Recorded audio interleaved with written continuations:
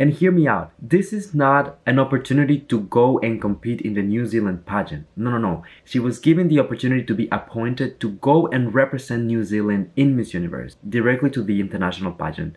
As in, she will compete alongside Bea. And she declined it. Hello everyone, welcome once again to my channel. It's your boy Luis Portelles, and for today's video we have a very special one because I don't do this very often, but today we're just gonna sit down and have a little conversation about a few things, but mainly about Victoria Velasquez turning down the opportunity to represent New Zealand in Miss Universe 2021. I know that personally for me this was a shock, and I will explain to you why within this video, but I would also like to talk a little bit about identity and about representation. So if you want to be part of the conversation, and even if you have something to add, feel free to go down in the comment section and have a healthy, respectful conversation about this entire thing. I would like to know what is the public's opinion. The only thing that I'm gonna ask from you as usual is that if you enjoy my video, please don't forget to leave a like so that it gets recommended to more people, and subscribe to the channel for more videos like this one almost every single day. Alright my friends, so without further ado, let's get into today's video. I will see you right after the intro. Be strong.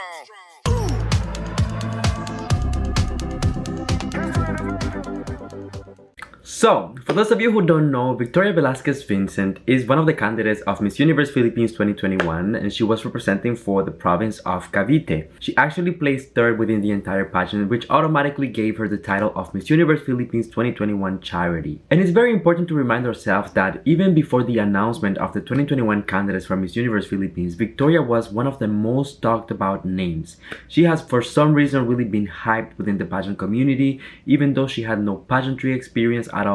There was something very mysterious, very appealing about her look, about her background, her education, and she was just one of the candidates that was able to grasp people's attention from the very first moment. Now, when you think about that, you actually tell yourself, wow, I mean, like, what else can you ask? Like, everyone loves her, everyone is excited to see her. Yes. However, not everything was pink for Victoria, because since the very beginning there was actually a lot of bashers as well.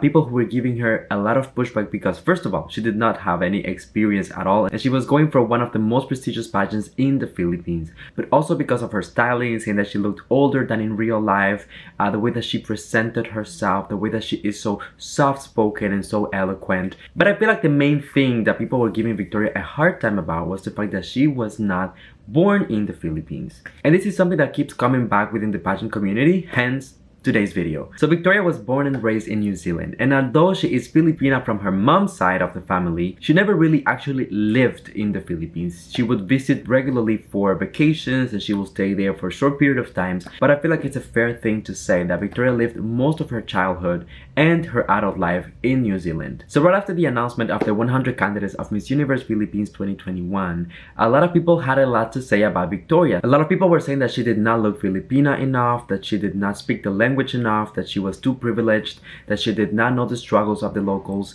and that maybe her intentions for joining Miss Universe were not the most genuine ones. However, Victoria always stuck to the same speech, being that she was there to give back to the Filipinos and use her knowledge and her potential from everything that she has learned in life and her education to give back to the Philippines and to its people. And I feel like on that level, Victoria was extremely consistent from beginning to end. At no point she ever gave me a reason to doubt her intentions and feel like she was doing this for something other than the pageant and giving back to the people. I even remember having this conversation with her as I interviewed her for my talk show Extraordinary Talks, and one of the things that I addressed was like, what do you feel like when people tell you that you are not Filipina enough, or like you cannot represent them fairly? And even there, at that point, very early on in the competition, she already knew how to handle this and how to position herself in a way that she was not trying to appropriate anything, but mostly give back. In the meantime, while all of this conversation was happening, Victoria was actually doing very well within the pageant. I remember that in the beginning, she was kind of like going under the radar. People were not really noticing her, and I felt personally like for most challenges, she was not given the credit and the recognition that she deserved.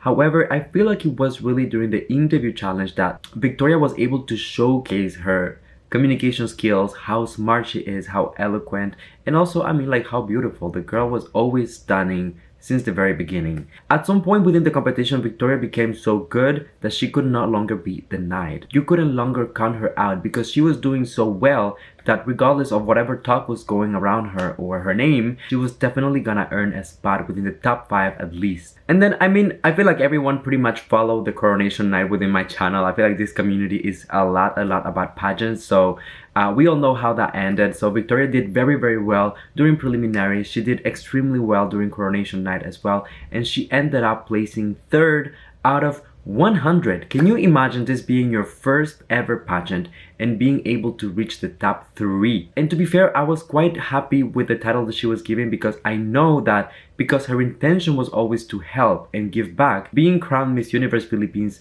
charity was actually the perfect fit for Victoria. But yesterday when I opened my Instagram, I was actually quite shocked to discover that Victoria had declined the opportunity to represent New Zealand in Miss Universe 2021 in Israel. And hear me out, this is not an opportunity to go and compete in the New Zealand pageant. No. She was given the opportunity to be appointed to go and represent New Zealand in Miss Universe directly to the international pageant.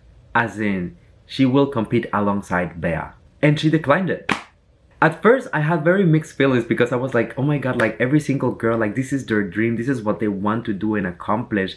How come you're gonna turn it down? But then I remember all of the conversation that was happening earlier on within the pageant and people saying that she was doing this just for clout, that she was not, you know, Filipina enough.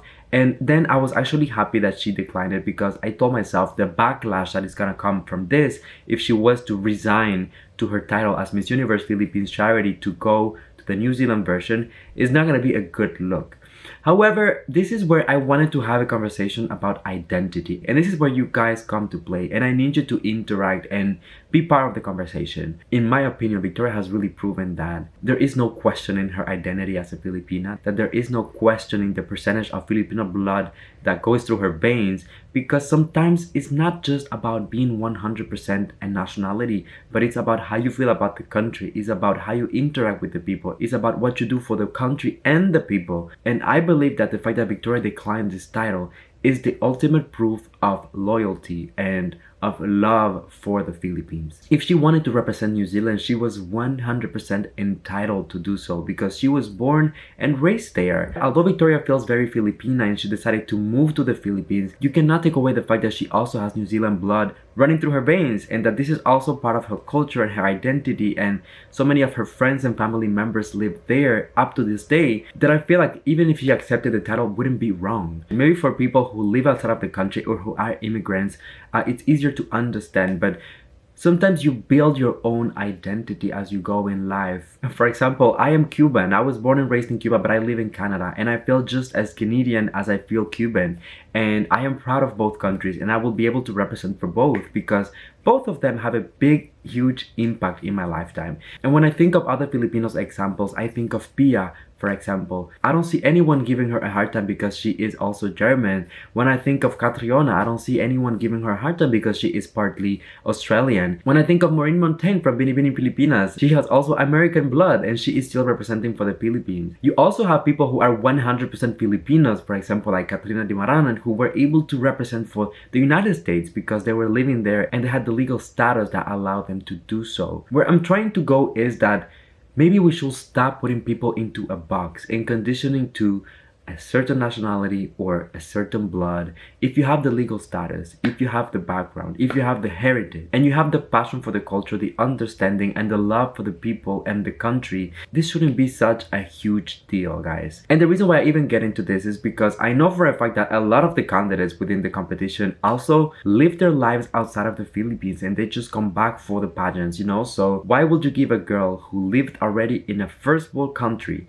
such a hard time because she decided to leave everything behind, go to the Philippines, represent for the country, try her best to learn the language, assimilate the culture, and bend herself to please everyone? I remember Victoria was constantly including Tagalog words within her videos. I remember having references to the culture in her costumes. I remember her working with Filipino designers and photographers and makeup artists and so many people behind her that if anything, the girl was really trying her best. And she did it within a pandemic, possibly leaving one of the safest countries in the world to go to the Philippines, which is really in hot water right now, just to follow her dream and stay true to her values. So you let me know in the comment section, do you believe that having mixed blood is such a big deal? Especially when the candidate is so outspoken about their love and support for the country and the people, and that they show it with real actions. Personally, I believe that this was the ultimate proof. So many girls would have just dropped the Miss Universe Philippines charity title and run to New Zealand. This opportunity was just handed to them. She wouldn't even have to compete. I'm mind blown. But deep down, I am so proud of Victoria for handling herself this way and for just, staying true to everything that she preached during this entire pageant, and for proving everyone wrong. This is a literal slap in the face to the bashers and the haters and everyone who told her that she was not enough, that she couldn't do it, and that she didn't have what it takes. So Victoria, we're sending you a lot of love. Mwah. So proud of you, my friend. And please join the Miss Universe Philippines pageant one more time because you need to wear that crown. That was pretty much the conversation that I wanted to have with you guys. So please, if you enjoyed the video, don't forget to leave a like so that it gets recommended to more people. Subscribe to the channel for more videos like this one almost every single day. And last but not least, just come here and give me a hug because you know that I love you, that I appreciate you. Thank you for coming and spending a few moments out of your day here with me. And until I see you next time, please stay safe, be kind to one another, sending you all my love, all my kisses, and I'll see you on the next one.